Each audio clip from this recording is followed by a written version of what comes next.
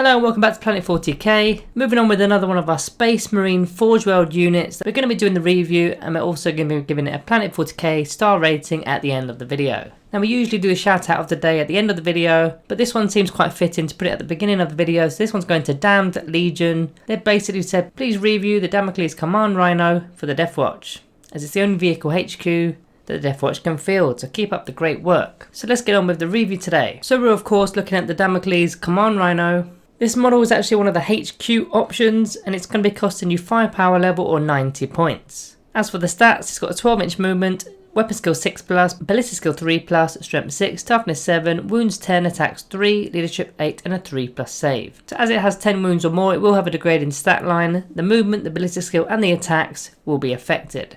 As for the actual war gear, it's only got a Stormbolter. There will be one single upgrade which we'll go over as well. But the Stormbolter, quite common, 24-inch range, rapid fire 2, strength 4, no AP 1 damage. And in the second battle round, and optionally the third battle round, it can go up to a -1 AP weapon. Now you can take a war gear option, which would be for a single hunter killer missile for 5 points, which is going to have 48-inch range, heavy 1, strength 10, -3 AP and the damage is D6, and it's a once per only weapon throughout the battle. Now I always say when you're using hunter killer missile, use it in turn 1, use it in battle round 1, because with combat doctrines, it will go up to a -3 AP weapon in the Devastator doctrine. Also, you don't want to be losing this vehicle without actually popping the missile. As for the actual abilities, Angels of Death, so as we just mentioned, combat doctrines will be affected in the Tactical Doctrine and the Devastator Doctrine, depending on which weapon you're firing.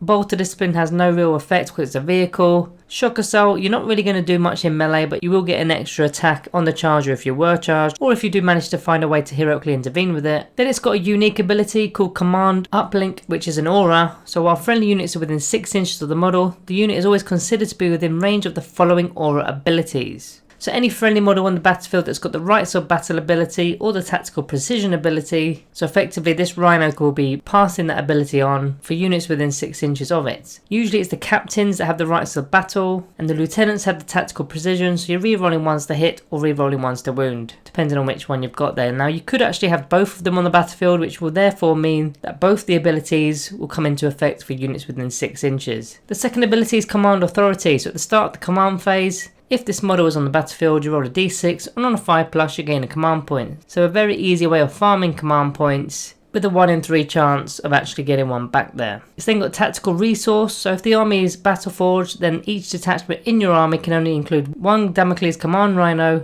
within the detachment. And then finally, it's got the Explode ability due to it being a transport. So once it's destroyed on a 6, it's going to be exploding, and each unit within 6 inches will suffer D3 mortal wounds. So further to add to its abilities, it's got the transport ability. So it's got the transport capacity of only one chapter infantry character. So it can't be a jump pack character, it can't be a Terminator character, it can't be a Primaris character or a Wolfen or Centurion character. So that kind of limits down exactly who can go into this Rhino. And then the final part of the datasheet, of course, is the faction keyword. So it's got the chapter keyword, of course, it's a vehicle, it's a transport, it's got the smokescreen keyword as well, which will interact with a stratagem. So we'll go over the stratagems now. So Armor of Contempt, of course, because it's a vehicle. You can ignore mortal wounds on a 5+ for 1 command point. And then that smokescreen keyword will interact with the smokescreen stratagem for 1 command point, which will effectively make this Rhino a -1 to hit for your opponents to target them. As for some unit synergy, now first I'm going to discuss the 4 units that I probably would not put inside this tank. And of course none of them are going to be Primaris models, they're all going to be Firstborn. The first one is the Firstborn Chaplain, simply because you can't be doing your litanies within the tank. The second is the Firstborn Librarian, for the same reason, you can't be using your psychic abilities from inside the vehicle. The third is a Tech Marine. Now even though the Tech Marines work quite well with vehicles, so the Tech Marine can't be given that +1 to hit for the actual vehicle itself because he's embarked inside it. Then the final one here is the Apothecary. He can't be doing anything from within the transport. However, there are 2 characters that do work with this Rhino. We've kind of already mentioned them in the abilities section. So the first one is a Captain with the Rights of Battle aura. Now of course the aura doesn't actually work from within the tank. However, as we saw from the Command Uplink aura, the transport can be using that ability so long as the captain is on the battlefield, which he will be even though he's inside the vehicle. And then the second one, of course, being the lieutenant for the exact same reason but with a Tactical Precision aura for core units within 6 inches to reroll wound rolls of a 1. So having either of these is going to work whether they're inside or outside the transport. Now to add to that even further, neither of these actually have to be within the transport. You could simply use the actual tank on its own without anything inside it. So start it off empty, just use it as the second way of getting the Rights of Battle aura or your Tactical Precision aura. within the battle. Now this does make me wonder about some other kind of alternatives that you could do in place of this Damocles Command Rhino. That would be to take a Dreadnought. Now with the Dreadnoughts, they've got a stratagem available to them, which is the Wisdom of the Ancients for 1 command point. And it effectively does the same thing. The Dreadnought gains the Rights of Battle aura or the Tactical Precision aura. Now there is a little bit of a slight difference here because they can't be using both, whereas the actual tank can use both if you had both the units on the battlefield, whereas this Dreadnought doesn't require any of the captains or lieutenants to be in the battle, but can only choose from either the Rights of Battle aura or the Tactical Precision aura. And of course the Dreadnought itself is going to be pretty good, as it's got the melee weapons and the ranged weapons to go with it. So it's also got me thinking about another thing too. So if the tank is empty and it's going around, what is it actually doing? So is it scoring points? Is it blocking? Is it tying units up?